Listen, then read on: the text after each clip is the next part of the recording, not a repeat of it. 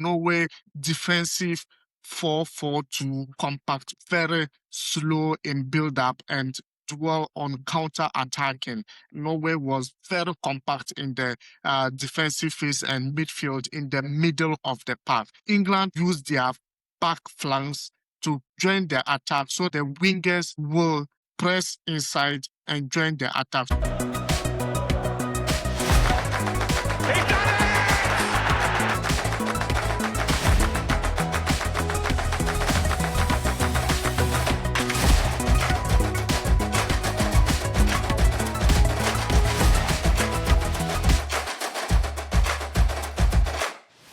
England to Norway 1. Clearly, England have qualified to the semi-finals of the World Cup 26. England's victory against Norway was built on patience, tactical flexibility, and their ability to push Norway's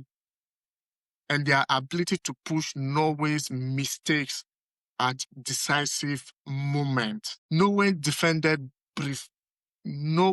But several tactical errors ultimately caused them a place in the World Cup semi-finals. England winning tactics against Norway was dominance in possession. England possesses the ball in the half-third yard of Norway. They recycle the ball among themselves. With a decisive moment, they finish up the game by 2-1. Yeah, if you have ball possession, Norway tried to play their defensive 4-4-2, which was very compact, which was very slow in build-up and dwell on counter-attacking and getting spot spaces between England defense who were pressing up higher against Norway. And for sure, England tried to press higher and use up the wings because Norway was very compact in the defensive phase and midfield in the middle. So England tried to use their back flanks to join the attack so that the wingers will press inside and join the attack. So it was difficult for Norway to even possess the ball. This was a tactical masterclass of Thomas Tuchel, and England dominated the game as far as we can absolutely talk about. So for sure, Jude made a good use of the possession and made it clear. But today, I see the difference between Madueke and also Bukayo Saka. For sure, it was clearly different. We will get that into the next, I will get into that. England higher pressing forced Norway to make a lot of mistakes for sure. And you look at England, yeah, the flanks was very operational. It was very operational. Just that you look at Madueke today was not impressive enough.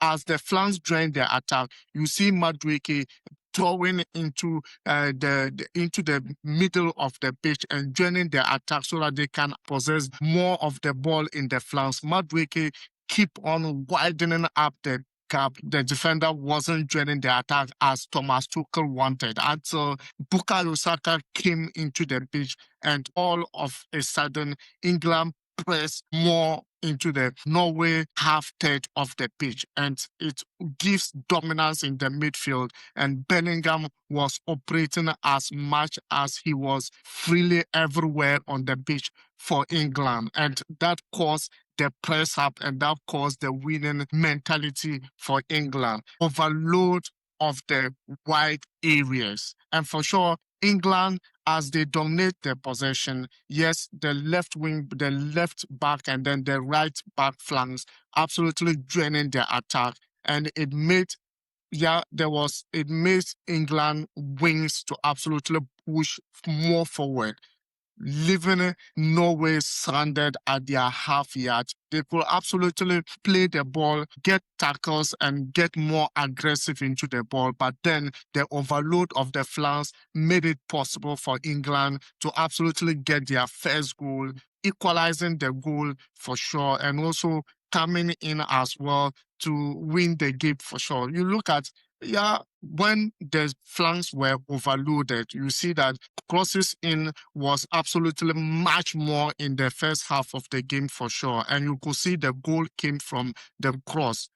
cross from the right side of the pitch or the left side of the pitch for England into Bellingham in the middle, who absolutely get the equalizer for England. And in the second half, more press was absolutely needed as well, for sure. And that's what prevented Norway from dwelling on to their counter-attacking, because they tried to get spaces behind the midfielders and try to press the defenders who were absolutely pressing higher. But then it wasn't absolutely working. It wasn't working for Norway at all today, even though they were able to use it in a way to get the first goal. Strong four is the strong in game management.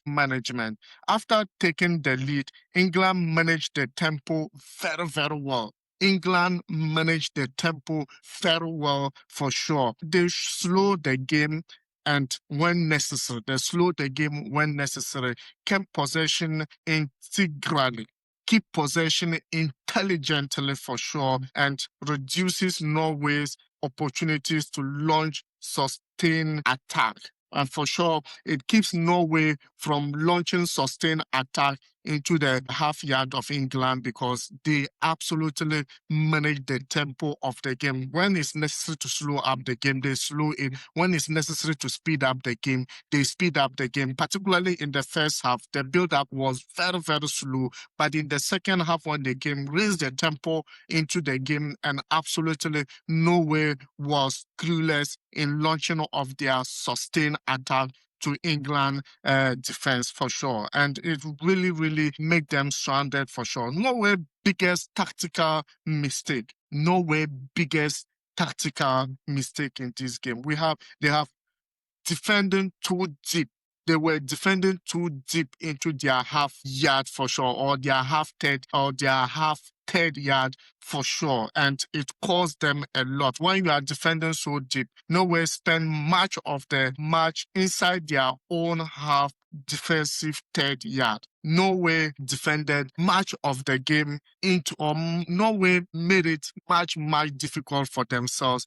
Keeping the ball at the defensive third yard is not something that you can do against a possessing side of England. They are very, very tactical and intelligent in their dealing. And so Norway could not absolutely move the ball away from their defensive phase, because the 4-4-2 formation made it a wide, and it was a wide between the midfield and then the striker. So usually the two strikers are not very, very compact. So there was always a gap. And that gap, before you fill that gap, you need to break the defense, the midfield of England, and which made it very, very impossible for Norway to get into the half yard of England. And so it was too difficult for them, because they defended too deep into their defensive third yard, for sure. And England kept recycling possession and defensive mistakes. And we also have constant pressure increase in likelihood of defensive mistake, because when you are defending too deep,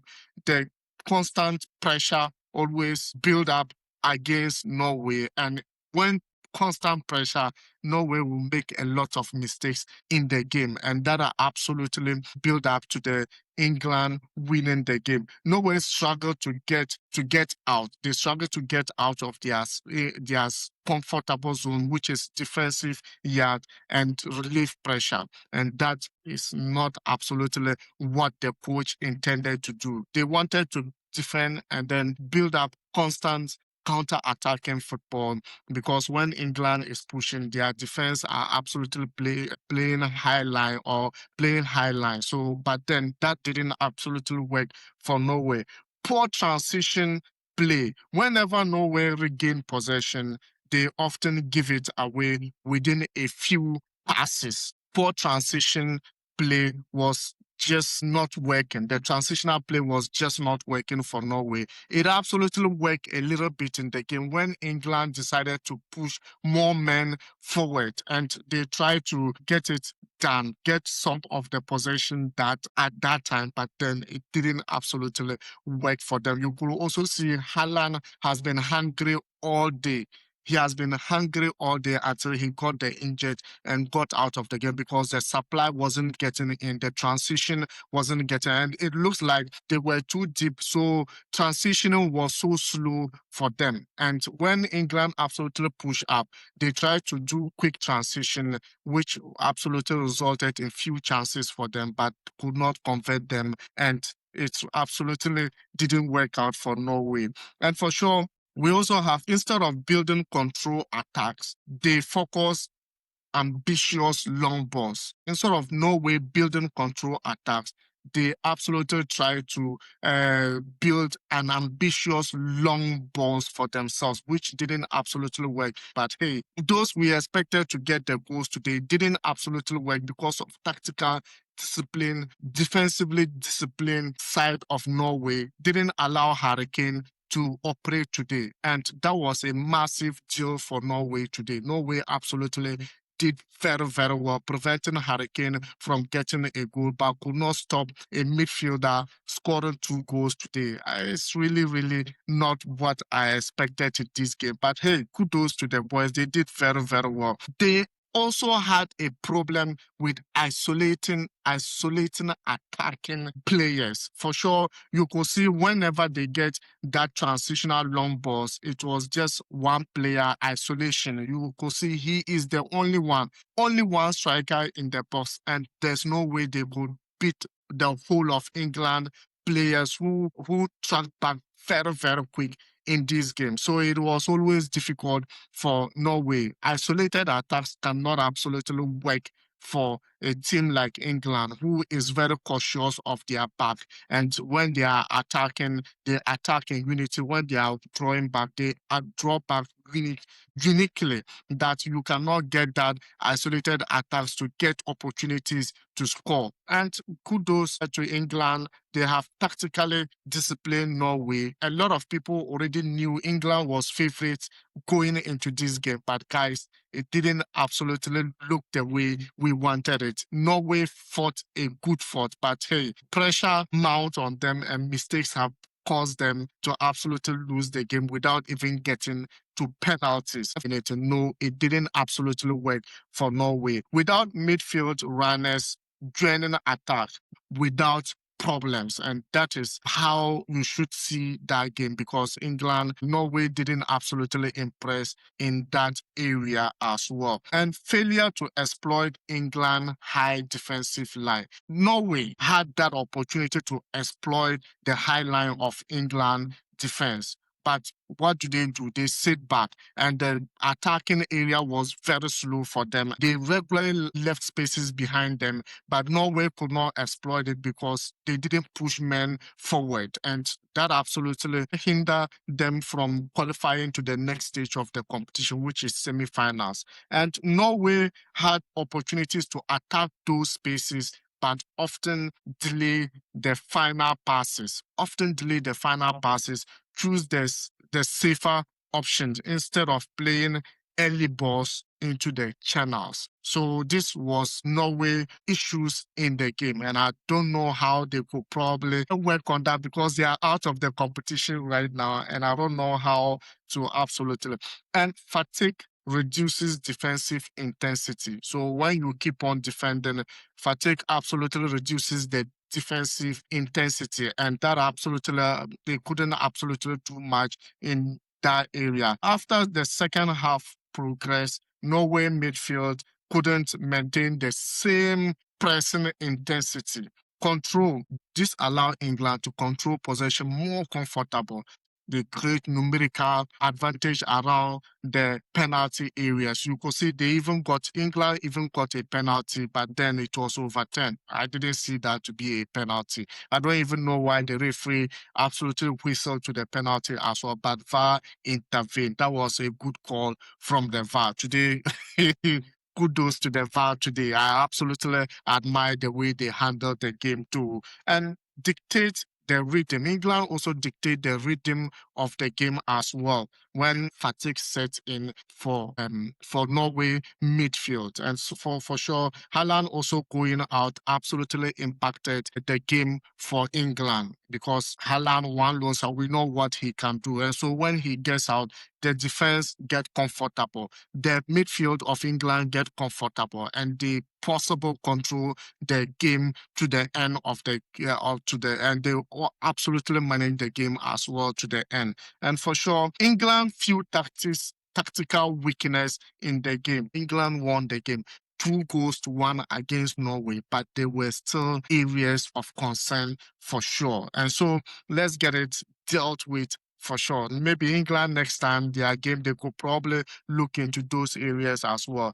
Their high defensive line occasionally left spaces for counter attacks. Their high line absolutely left spaces for counter attack. So the next game, maybe the opponent could try to exploit that and see what they can get out of the game for sure.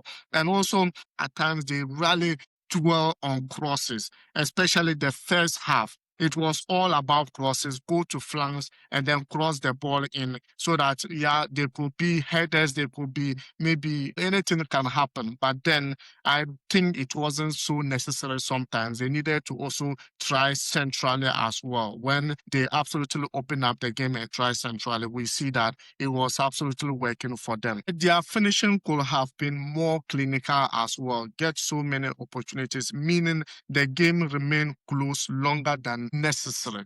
Yeah, they could have been clinical at times, but then they couldn't use those opportunities for sure. And for me, England positional play versus Norway defensive block. So England eventually won because they moved the ball quicker in the second half. They moved the ball quicker in the second half. Press aggressively in the second half, or press aggressively in when losing the ball or when they lose possession. They press aggressively and quickly gain the ball back for sure, and won the midfield battle. Yeah, absolutely. Today was masterclass of midfield. The likes of Anderson and also Declan Rice, they absolutely nailed it well. And when Reece James came into the midfield as well, because he was more of in the midfield than playing in the defense. I think later in the game that we see him defending quite very well. It absolutely solidified the defense of England, and it was so fantastic for sure, and forced Norway into repeated defensive action until the breakthrough came.